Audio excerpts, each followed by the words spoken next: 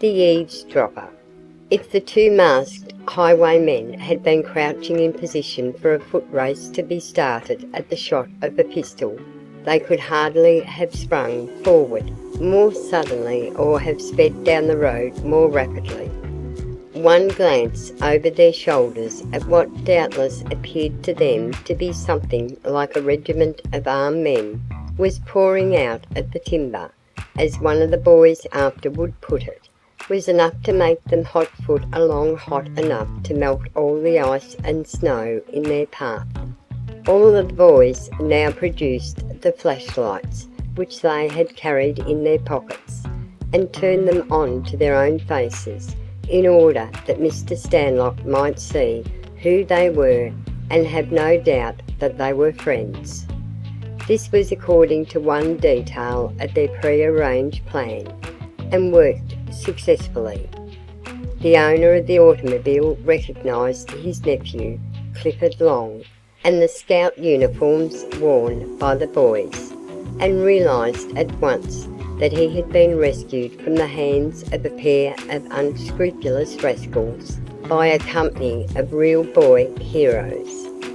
He threw open the door, sprang out, and began shaking the hands of his rescuers in grateful appreciation of what they had done for him. "I don't know what all this means," he said, "but I've got wits enough to understand there's been some pretty tough rascality on foot, and you boys have done me a very great service." "We were hiking along this way and saw those two men with guns in their hands stop your machine," exclaimed Clifford, who thought it best not to reveal the discovery of the note in the presence of the chauffeur. "You did mighty good work," declared the wealthy mine operator enthusiastically. "Does your Boy Scout training teach you to use your head so successfully? One would think that this hold-up and the rescue were both plotted and planned some time ahead, judging by the skill with which you worked." "Don't flatter us too much, Uncle.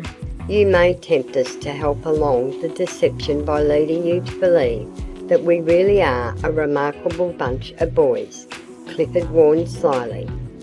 "I not only believe it, but I know it," replied Mr. Stanlock with stubborn generosity.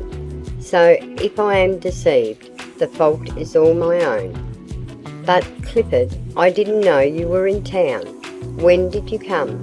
You haven't been over at the house yet, have you?" "No, not yet, Uncle," Clifford answered slowly, "and I'm not coming over for a few days. The fact is, we are here on a hunting trip and a mystery mission, and we want you to help us keep our secret. Since we have proved ourselves to be a very unusual lot of boys, perhaps you will take special care to favour us in this respect. We are planning a surprise on the girls, and we don't want you to tell them we are in town." "My lips are sealed until you unseal them," Mr. Stanlock assured them. "But where are you staying?" "All of us are members of one patrol of scouts at Spring Lake Academy, all except Paul Hunter. We came here on an invitation from Ernie Hunter, and we are living in a cave at the west end of Mr. Hunter's farm." "In a cave!" Mr. Stanlock exclaimed with some concern. "Isn't that rather an unhelpful place for you to live? You don't sleep there, I hope?" "We certainly do, Uncle. Or rather, we are going to, for this is our first night. I wish you could come over and see it. It's as dry and warm as can be.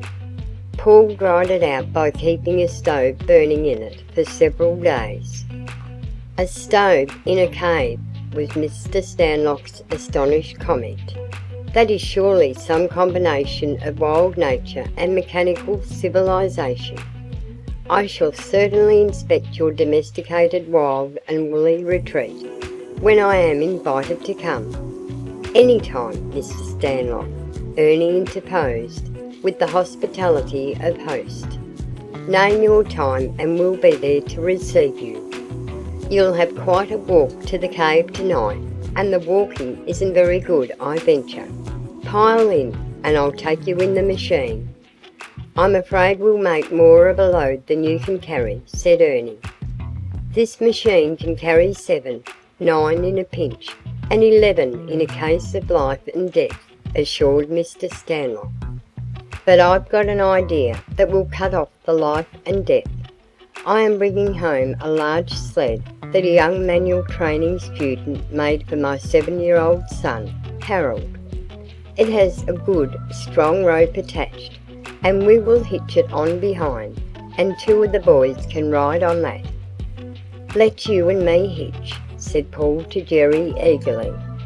Jerry was just as eager, and the problem of carrying 10 passengers and the chauffeur was settled. "One of you boys get in front with Jake and show him the way," suggested the owner of the automobile. Jake, the utterance of that name sent a thrill through every one of the boys, all of whom recognised it as the name signed to the note that Johnny 2 Times had found near the cave. Ernie climbed up with the driver. The sled was taken out and hitched on behind, and 6 of the boys piled in with Mr. Stanlock. As soon as Paul and Jerry called out, "Go ahead," they started. It was not quite as jolly an adventure for the 2 boys on the sled as they had expected. The road was pretty rough, and although the chauffeur, obeying his employee's instruction, drove carefully, the hitches were twice thrown off. But they refused to give up, declaring it to be the most fun they had in a coon's age, which was really a boy's bravery fib. And finally the machine drew up within 150 feet of the cave. The boys and Mr. Stanlock left the automobile in charge of the driver and proceeded to the Scouts' hunting headquarters. The visitor proved that he had not lost all sympathy for his youthful days, for he declared that he would like nothing better than to return to his teens and spend a midwinter vacation with the young hunters in their cave. After the inspection was completed, Clifford again broached the subject of the highwaymen's attack, saying, "Uncle, we didn't tell you how we happened to be present when those 2 men stopped you tonight, because we didn't want the chauffeur to hear what we had to say. The whole story is contained in this note, which one of the boys found after we had seen those men come out of the cave and hurry away. Here it is. Read it.